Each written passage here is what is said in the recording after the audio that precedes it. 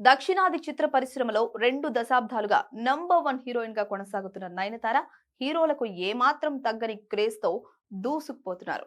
ఈ ఏడాది ఆరంభంలో మణశంకర వరప్రసాద్ గారితో ఇప్పటికే భారీ విజయాన్ని అందుకున్న ఆమె ఇప్పుడు కన్నడ సూపర్ స్టార్ యష్ హీరోగా వస్తున్న పాన్ ఇండియా చిత్రం టాక్సిక్ లో కీలక పాత్ర పోషిస్తున్నారు.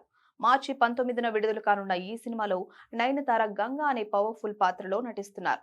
గన్ పట్టుకుని స్టైలిష్ గా కనిపిస్తున్న ఆమె ఫస్ట్ లుక్ పోస్టర్ ఇప్పటికే సోషల్ మీడియాలో సెన్సేషన్ క్రియేట్ చేసింది. అయితే ఈ భారీ బడ్జెట్ సినిమా కోసం నయనతార తీసుకున్న పారితోషికం ఇప్పుడు అందరినీ ఆశ్చర్యపరుస్తోంది. ఫిలిం నగర్ వర్గాల సమాచారం ప్రకారం టాక్సిక్ సినిమా కోసం నయనతార మొదట ఏకంగా 18 కోట్ల రూపాయల పారితోషికం డిమాండ్ చేసినట్లు టాక్ వినిపిస్తోంది. అయితే చిత్ర నిర్మాతలతో జరిగిన చర్చల అనంతరం ఆమె 12 కోట్ల రూపాయలకు అంగీకరించినట్లు తెలుస్తోంది.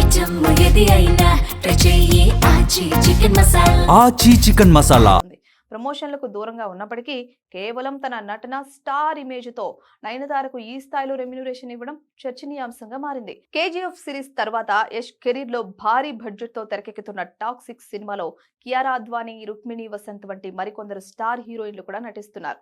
అయినప్పటికీ నయనతార పాత్రే హైలైట్ కానుందని సమాచారం. మరి టాక్సిక్ ఎలా ఉంటుందో చూడాలి.